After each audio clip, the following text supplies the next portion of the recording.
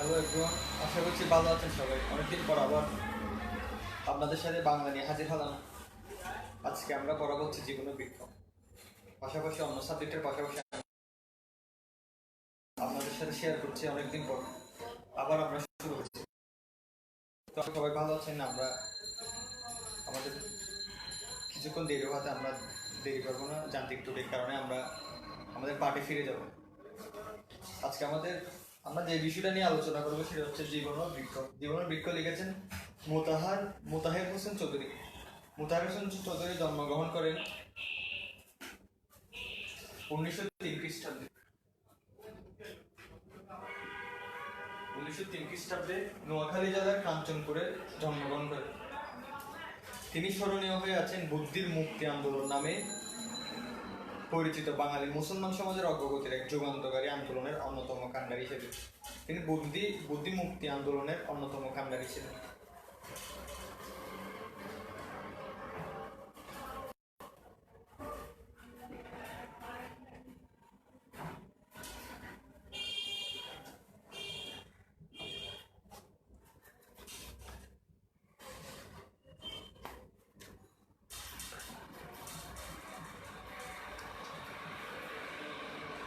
তার বুদ্ধির মুক্তি আন্দোলনের কাণ্ডারি ছিলেন মোতাহার হোসেন চৌধুরী।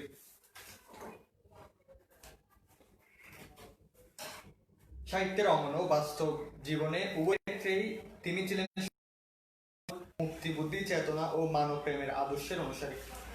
তিনি ছিলেন কাজী আব্দুল ওদুদ, আবুল হোসেন, কাজী মুতাহার হোসেন, আবুল ফজল, আবুল কাদির প্রমুখের সহযোগী। মননশীল, চিন্তা উদ্দীপক ও পরিশীলিত গদ্যের রচয়িতা হিসেবে বাংলাদেশের লেখকদের মধ্যে তিনি বিশিষ্ট আছেন। তার গ্রন্থ সংস্কৃতিকতা বাংলাদেশ প্রবন্ধ সাহিত্যে এক বিশিষ্ট সংযোজন। তার প্রকাশিত অন্য দুটি গ্রন্থ হচ্ছে ক্লাইভ বেলের সিভিলাইজেশন গ্রন্থ অবলম্বনে রচিত সভ্যতা, সিভিলাইজেশন গ্রন্থ অবলম্বন যেটি লিখেছেন হচ্ছে ক্লাইভ বেল সভ্যতা নামে, আর বার্ট্রান্ড রাসেলের কনকোয়েস্ট অফ হ্যাপিনেস গ্রন্থের অনুবাদ সুখ। এ দুটি রচনা করেছেন কে? মোতাহের হোসেন চৌধুরী।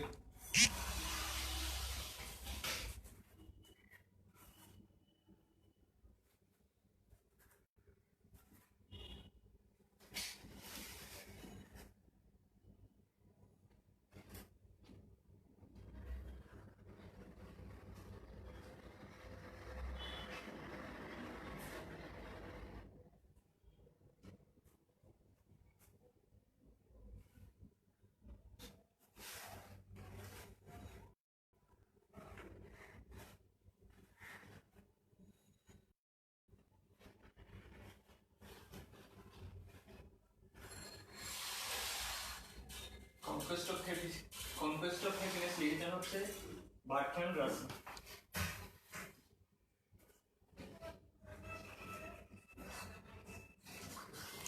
বার্ট্রান্ড রাসেল,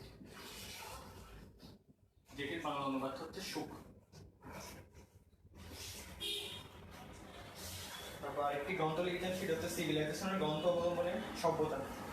চট্টগ্রাম কলেজে অধ্যাপনাকালে 1956 খ্রিস্টাব্দের 18 সেপ্টেম্বর তিনি মৃত্যুবরণ করেন। তিনি জন্মগ্রহণ করেন 1903 সালে আর মৃত্যুবরণ করেন 1956 খ্রিস্টাব্দের 18 সেপ্টেম্বর।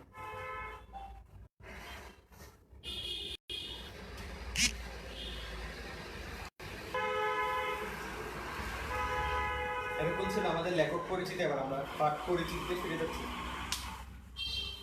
সমাজের কাজ কেবল টিকে থাকার সুবিধা দেওয়া নয়, মানুষকে বড় করে তোলা, বিকশিত জীবনের জন্য মানুষের জীবনে আগ্রহ জাগিয়ে দেওয়া। অর্থাৎ একটা মানুষকে শুধুমাত্র বাড়িয়ে তোলা না, সমাজের কাজ হচ্ছে তাকে সমস্ত সুযোগ সুবিধা দিয়ে একটা পরিণত মানুষে গড়ে তোলা। স্বল্পপ্রাণ স্থূলবুদ্ধি মানে বলা হচ্ছে জড়বুদ্ধি সম্পন্ন, যাদের কাজ হচ্ছে শুধুমাত্র মানুষকে ধোঁকা দেওয়া, একজনের কথা আরেকজনকে লাগিয়ে ঝগড়া তৈরি করে দেওয়া। স্বল্পপ্রাণ মানে হচ্ছে ছোট প্রাণ এবং জবরদস্তি প্রিয় মানুষের সংসার পরিপূর্ণ।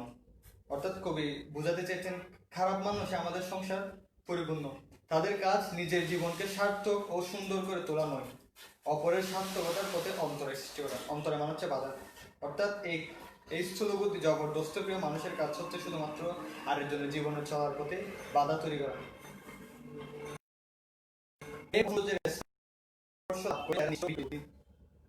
এদের একমাত্র দেবতা অহংকার, অর্থাৎ অহংকারের পূজা করেন, অহংকারের পিছনে থাকেন তার সবসময়। ব্যক্তিগত অহংকার, পারিবারিক অহংকার, জাতিগত অহংকার, মাঝে মাঝে মানব প্রেমের কথাও তারা বলে, এর মধ্যে তারা মানব প্রেমের কথাও বলে, কিন্তু তাদের নেশা ধরে না, মনে হয় আন্তরিকতা শূন্য, উপলব্ধিহীন বলি। এদের স্থানে মানুষ সূক্ষ্মবুদ্ধি, উদার হৃদয় ব্যক্তি, গভীর চিত্ত ব্যক্তি, যাদের কাছে বড় হয়ে উঠবে জীবনের বিকাশ কেবল টিকে থাকে না। অর্থাৎ এদের মধ্যে এক শ্রেণীর মানুষের দরকার হবে যারা সমাজের মানুষকে শুধুমাত্র বড় হতে বলেন না, সাথে একজন সঠিক মানুষ হিসেবে গড়ে ওঠার কথা বলে। তাদের কাছে জীবন আদর্শের প্রতীক হবে প্রাণী ছাঁচ বা কলা নয়, সজীব বৃক্ষ, যার বৃদ্ধি আছে, গতি আছে, বিকাশ আছে, ফুলে ফলে পরিপূর্ণ হয়ে অপরের সেবার জন্য প্রস্তুত হওয়া যার কাজ। অর্থাৎ এখানে প্রতীক হিসেবে চিহ্নিত করেছেন কাকে? বৃক্ষকে কবি প্রতীক হিসেবে চিহ্নিত করেছেন। বৃক্ষের জীবনের গতি ও বিকাশকে উপলব্ধি করা দরকার, নাইলে সার্থকতা ও পরিপূর্ণতা চোখের সামনে ফুটিয়ে তোলা সম্ভব না। বৃক্ষের যে বেড়ে ওঠা, ফুল দেওয়া, ফল দেওয়া, তারপর ছায়া দেওয়া, এভাবে মানুষের কবি বেড়ে উঠতে বলছেন। বৃক্ষের দিকে তাকালে জীবনের তাৎপর্য উপলব্ধি সহজ হয়। অর্থাৎ কবি আমাদের জীবনের সাথে কেন বৃক্ষকে তুলনা করেছেন, তাই বারবার সেদিকে তাকানো প্রয়োজন। মাটির রস টেনে নিয়ে নিজেকে মোটা সোটা করে তোলাতে বৃক্ষের কাজে সমাপ্তি। অর্থাৎ আবাদ তৈরি করার মধ্যে শুধুমাত্র বৃক্ষের সার্থকতা না, দেখি আর তাকে ফুল ফোটাতে হয়, ফল ধরাতে হয়, নইলে তার জীবন অসম্পূর্ণ থেকে। তাই বৃক্ষকে সার্থকতার প্রতীক হিসেবে গ্রহণ করার প্রয়োজনীয়তা, সজীবতা ও সার্থকতার এমন দৃষ্টান্ত আর নেই। অবশ্য রবীন্দ্রনাথ অন্য কথা বলেছেন, ফুলের ফোঁটা আর নদীর গতির সঙ্গে তুলনা করে তিনি নদীর গতির মধ্যে মনুষ্যত্বের সাদৃশ্য দেখতে পেয়েছেন।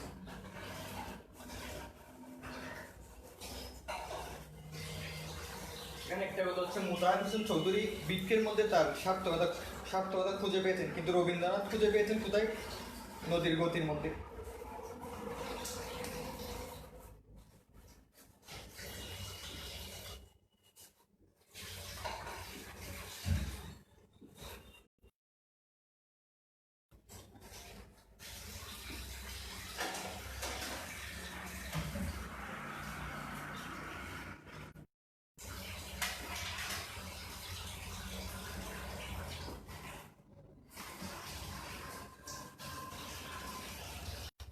জিনিস লেখক জীবনের সার্থকতা খুঁজে পেয়েছেন বৃক্ষের মধ্যে, আর রবীন্দ্রনাথ পেয়েছেন কোথায়? নদীর গতির মধ্যে।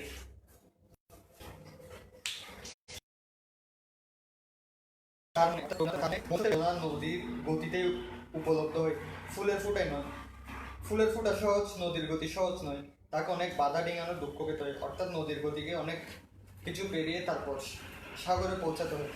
কিন্তু ফুলের ফোঁটার দিকে না তাকিয়ে বৃক্ষের ফুল ফোটানোর দিকে তাকালে বোধ রবীন্দ্রনাথ ভালো করছেন। মোতাহার হোসেন চৌধুরী সাধারণত এখানে রবীন্দ্রনাথের সমালোচনা করেছেন। তিনি বলেছেন, কিন্তু ফুলের ফোঁটার দিকে না তাকিয়ে বৃক্ষের ফুল ফোটানোর দিকে তাকালে বোধ রবীন্দ্রনাথ ফোটানোর যে সংগ্রাম, সেটির দিকে কবি বেশিভাবে গুরুত্ব দিয়েছেন। তপোবন প্রেমিক রবীন্দ্রনাথ কেন যে তা করলেন না তা বোঝা মুশকিল। তপোবন প্রেমিক কাকে বলা হয়েছে? রবীন্দ্রনাথ।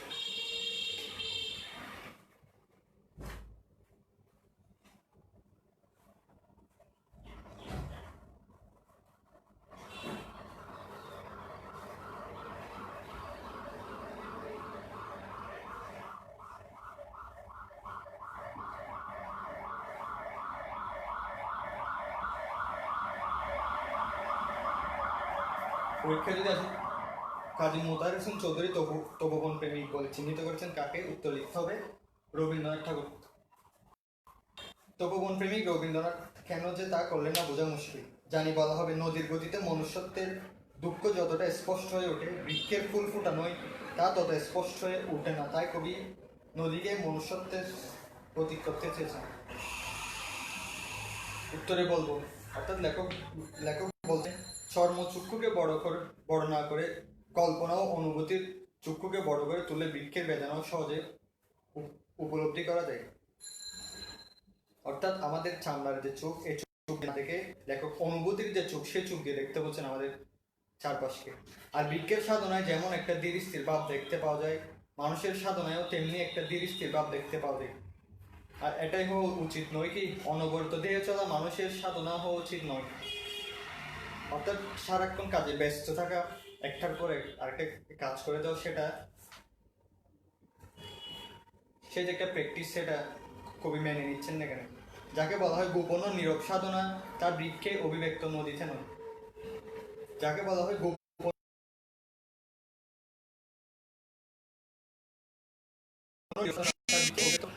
নদীতে বৃক্ষের ছবি যত সহজে উপলব্ধি করতে পারি, নদীর সার্থকতার ছবি তত সহজে উপলব্ধি করা যায় না। নদী সাগরে পতিত হয়ে সত্য, কিন্তু তাকে আমরা প্রত্যহ দেখতে পাই না। নদীর দৃশ্য আমরা প্রত্যহ দেখতে পাই না, তাছাড়া অনেকের দেখার সৌভাগ্য হয় না। কিন্তু আমাদের চারপাশে তাকালে আমরা বৃক্ষ দেখতে পাই, বৃক্ষের কাছ থেকে অনেক শিক্ষা আমরা নিতে পারি। নদী সাগরে পতিত হয়ে সত্য, কিন্তু তার ছবি আমরা প্রত্যহ দেখতে পাই না। বৃক্ষের ফুল ফুটানো, ফল ধরানো ছবি কিন্তু প্রত্যহ চোখে পড়ে। দৌড়ের কাছে দাঁড়িয়ে, অর্থাৎ ঘরের দুয়ারের কাছে দাঁড়িয়ে সে অনবরত নতি, শান্তি ও সেবার বাণী প্রচার করে। বৃক্ষ সাধনার ব্যাপারে প্রাপ্তি একটা বড় জিনিস, এটা আসতে পারে। সাধনার ব্যাপারে প্রাপ্তি একটা বড় জিনিস। তোমার কোন গল্পের আলোচিত অংশ? বৃক্ষ হবে কি? জীবন ও বৃক্ষ। নদীর সাগরে পতিত হওয়ায় সে প্রাপ্তি স্পষ্ট হয়ে ওঠে না, সে তো প্রাপ্তি নয়, আত্মবিসর্জন। অপরপক্ষে বৃক্ষের প্রাপ্তি চোখের সামনে ছবি হয়ে ফুটে ওঠে। অর্থাৎ কবি বোঝাতে চাচ্ছেন নদীর যে প্রাপ্তি, সেটা সহজে আমরা উপলব্ধি করতে পারি না, কিন্তু বৃক্ষের যে প্রাপ্তি, তার ফুল, তার শেকড় থেকে রস টেনে নেওয়া, ফুল ফুটানো, ফল ধরানো, তারপর মানুষকে ছায়া দেওয়া, সেটা কিন্তু আমরা স্পষ্টত দেখতে পারি। অপরপক্ষে বৃক্ষের প্রাপ্তি চোখের সামনে ছবি হয়ে ফুটে ওঠে, ফুলে ফলে যখন সে পরিপূর্ণ হয়ে ওঠে, তখন আপনা থেকে বলতে ইচ্ছা হয়, এই তো সাধনার সার্থকতা। বৃক্ষের প্রাপ্তি ও দান, সৃজনশীল মানুষেরও প্রাপ্তি ও দানে পার্থক্য দেখা যায় না। যা তার প্রাপ্তি, তাই তার দান। বৃক্ষের পানে তাকে রবীন্দ্রনাথ নিশ্চয় অন্তরের সৃষ্টিধর্ম উপলব্ধি করেছেন। বহু কবিতায় তার পরিচয় পাওয়া যায়, কিন্তু গদ্যে তিনি তা স্পষ্ট করে বলেননি। বললে ভালো হতো, তাহলে নিজের ঘরের কাছে যে সার্থকতার প্রতীক রয়েছে, সে সম্বন্ধে আমরা সচেতন হতে পারতাম। এটাও একটি সচেতনতামূলক একটি চরণ। লেখক সাধারণত রবীন্দ্রনাথের সমালোচনা করেছেন এখানে। নিরভ্যাসে বৃক্ষ আমাদের সার্থকতার গান গেয়ে শোনে। পরীক্ষা আসতে পারে, নিরভ্যাসায় কোনটি আমাদের সার্থকতার গান গেয়ে শোনে? উত্তর লিখতে হবে বৃক্ষ। অনুভূতির কান দিয়ে সে গান শুনতে হবে, তাহলে বুঝতে পারা যাবে জীবনের মানে বৃদ্ধি, ধর্মের মানেও তাই। প্রকৃতির যে ধর্ম, মানুষের সে ধর্ম। পার্থক্য কেবল তরুলতা জীবজন্তুর বৃদ্ধির উপর, তাদের নিজেদের কোনো হাত নেই। মানুষের বৃদ্ধির নিজের হাত রয়েছে, আর এখানে মানুষের মর্যাদা। মানুষের বৃদ্ধি কেবল দৈহিক নয়, আত্মিকও। অর্থাৎ কবি এখানে যে আমাদের যে দৈহিক বৃদ্ধি, সেটাকে বোঝাননি। বৃদ্ধি বলতে বুঝিয়েছেন আমাদের যে আর্থিক বৃদ্ধি, মনুষ্যত্বের দিকে ফিরে যাওয়া, মানুষ হয়ে ওঠা, সেই বৃদ্ধিটাকেই কবি বুঝিয়েছেন। মানুষ আত্মা সৃষ্টি করে নিতে হয়, তা তৈরি পাওয়া যায় না। অর্থাৎ নিজের যে আত্মা, সেটাকে মনুষ্যত্বের মাধ্যমে তৈরি করে নিতে হবে। মানুষকে আত্মা সৃষ্টি করে নিতে হয়, তা তৈরি পাওয়া যায় না। সুখ, দুঃখ, বেদনা উপলব্ধির ফলে অন্তরের যে পরিপক্কতা, তাই তো আত্মা। এই আত্মার ফল স্রষ্টার উপভোগ বোঝানো হয়েছে। মহাকবির মুখে শুনতে পাওয়া যায়, রাইটনেস ইজ অল, অর্থাৎ পরিপক্কতাই সব। আত্মাকে মধুর ও পুষ্ট করে গড়ে তুলতে হবে, নইলে তার স্রষ্টার উপভোগের উপযুক্ত হবে না। বিচিত্র অভিজ্ঞতা, প্রচুর প্রেম ও গভীর অনুভূতির দ্বারা আত্মার পরিপুষ্টি ও মাধুর্য সম্পাদন সম্ভব। তাই তাদের সাধনায় মানুষের শিক্ষার প্রধান বিষয়বস্তু। বস্তু জিজ্ঞাসা তথা বিজ্ঞান কখনো শিক্ষার প্রধান বিষয়বস্তু হতে পারে না। অর্থাৎ বিজ্ঞান কখনো কি মানুষের শিক্ষার প্রধান বিষয়বস্তু হতে পারে না। আমাদের অর্থাৎ প্রকৃতিকে বাদ দিয়ে বিজ্ঞান হচ্ছে সম্পূর্ণ আলাদা একটা জিনিস বলা যায়। বস্তু জিজ্ঞাসা তথা বিজ্ঞান কখনো শিক্ষার প্রধান বিষয়বস্তু হতে পারে না। প্রকৃতি বাদ দিয়ে শিক্ষা বলতে গেলে এক প্রকার অসম্পূর্ণ। কেননা তাতে আত্মার উন্নতি হয় না, জীবনবোধ ও মূল্যবোধে অন্তর পরিপূর্ণ হয় না, তা হয় সাহিত্য শিল্পকলার দ্বারা। তাই শিক্ষাক্ষেত্রে তাদের এত মূল্য, কেননা তাতে আত্মার উন্নতি হয় না, জীবনবোধ ও মূল্যবোধের অন্তর পরিপূর্ণ হয় না, তা হয় সাহিত্য শিল্পকলার দ্বারা। অর্থাৎ জীবন ও মূল্যবোধের অন্তর পরিপূর্ণ হয়ে হচ্ছে সাহিত্য শিল্পকলার দ্বারা। কবি এখানে সাহিত্য শিল্পকলার গুরুত্ব ব্যক্ত করেছেন। উপরে যে বৃদ্ধির কথা বলা হলো, বৃক্ষের জীবন তার চমৎকার নিদর্শন।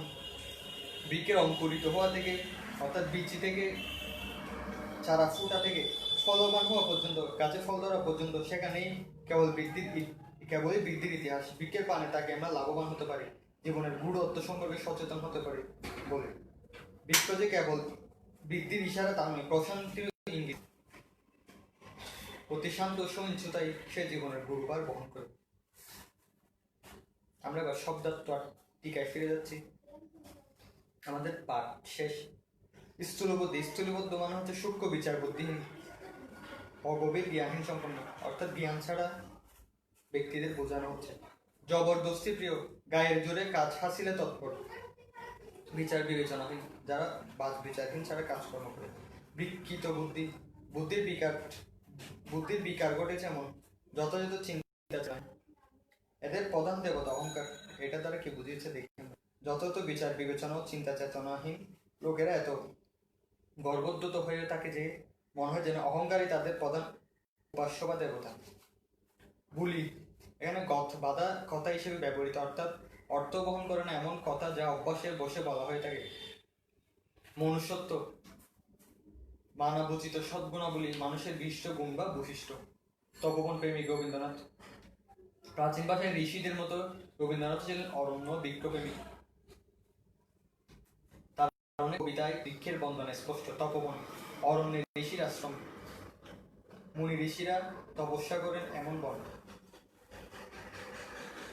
অনুভূতির চক্ষু, অর্থাৎ মনের চোখ বোঝানো হয়েছে। ইন্দ্রিয়ের সাহায্যে অনুভূতির বা উপলব্ধির ক্ষমতা, সংবেদনশীলতা। নতি, অবনত বা বিনম্র, নম্রতা বা বিনয়। বৃক্ষের প্রাপ্তি ও দান, বৃক্ষের অর্জন হচ্ছে তার ফুল ও ফল, এগুলো সে অন্যের হাতে তুলে দেয়, ফলে বৃক্ষ যুগপৎ প্রাপ্তি ও দান আদর্শ। সৃষ্টি ধর্ম, সৃষ্টি বা সৃজনের বৈশিষ্ট্য, আত্মিক মনোজাগতিক চিন্তা চেতনার ক্ষেত্র। পরিপক্কতা, সুপরিণত জাত, পরিপূর্ণ বিকাশ সাধন। বস্তু জিজ্ঞাসা, বস্তু জগতের রহস্য উন্মোচন, অন্বেষা, বস্তু জগৎ সম্পর্কে জানার আগ্রহ। গূঢ় অর্থ হচ্ছে প্রচ্ছন্ন গভীর তাৎপর্য। মোতায়ের হোসেন চৌধুরীর জীবন ও বিক্রয় প্রবন্ধটি সংস্কৃতির কথা থেকে সংকলিত হয়েছে।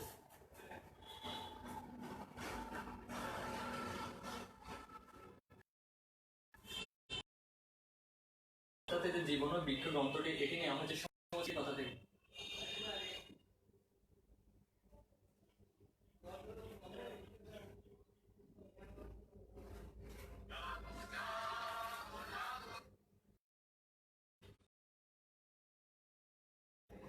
জীবন ও বৃক্ষে নেওয়া হয়েছে তার সংস্কৃতির কথা গ্রন্থ থেকে।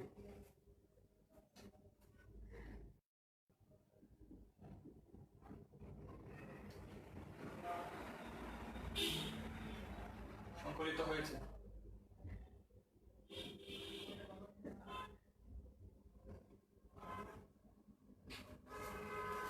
পরার্থে আত্মনিবেদিত, সুকৃতিময়, সার্থক, বিবেক বোধ সম্পন্ন মানব জীবনের মহত্তম প্রত্যাশা থেকে লেখক মানুষের জীবন কাঠামোকে তুলে ধরেছেন বৃক্ষের সঙ্গে। তিনি দেখিয়েছেন বৃক্ষের বিকাশ, পরিপূর্ণতা, সার্থকতার পেছনে রয়েছে তার নীরব সাধনা। বৃক্ষ যেমন করে ফুলে ফুলে পরিপূর্ণতা পায়, আর সেসব অন্যকে দান করে সার্থকতার উজ্জ্বল দৃষ্টান্ত হয়ে ওঠে। অর্থাৎ আরেকজনকে উপকারের মাধ্যমে বৃক্ষের সার্থকতা। সার্থকতার জন্য তার নিজের সাধনাও তেমনি হওয়া উচিত। আমাদের স্বার্থপর, অহংকারী, বিবেকহীন, নিষ্ঠুর, জবরদস্তি প্রবণ মানুষের জায়গায় দেখা দেবে প্রেমের, সৌন্দর্যের সেবায় বিকশিত, বিবেকবান, পরিপূর্ণ সার্থক মানুষ। অর্থাৎ বৃক্ষকে লক্ষ্য করে শিক্ষা নিতে পারলে একজন মানুষ সেই সার্থক মানুষ হিসেবে গড়ে উঠবে। এটাই বোঝাতে চেয়েছেন কবি। মোতায়ের হোসেন চৌধুরী, একটা প্রশ্ন আছে বহু নির্বাচন। মোতায়ের হোসেন চৌধুরী কাকে মনুষ্যত্বের প্রতীক হিসেবে করতে চেয়েছেন? নদী, ধর্ম, বৃক্ষ। উত্তর হবে বৃক্ষ। প্রকৃতির যে ধর্ম, মানুষের সে ধর্ম। প্রকৃতি দ্বারা কি বোঝানো হয়েছে? পরোপকারিতা, উদারতা, সহনশীলতা, সংবেদনশীলতা। সাধারণত পরোপকারিতা বোঝানো হয়েছে। আজকের মতো এতটুকুই পাঠ এখানে শেষ করছি। তো আশা করছি সব অন্যান্য সাবজেক্টের পাশাপাশি আপনারা বাংলাটাও সমানভাবে গুরুত্ব দিবেন। বাংলা ব্যাকরণ আপনাদের পাশাপাশি গুরুত্ব দিতে হবে। তো আশা করছি সবাই ভালো থাকবেন, সুস্থ থাকবেন, এগুলো শেষ করছি আজকে। আর যদি কোনো প্রকার প্রশ্ন থেকে থাকে আজকের পার্টি, আপনারা কমেন্টের মাধ্যমে জানাতে পারেন।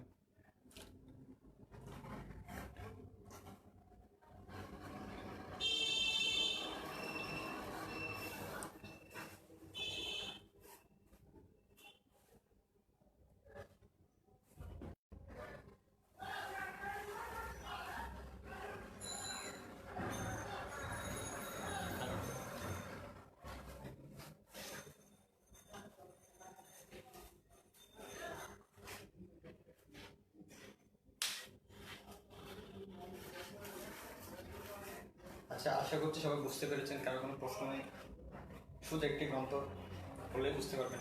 তো আমার মার্কার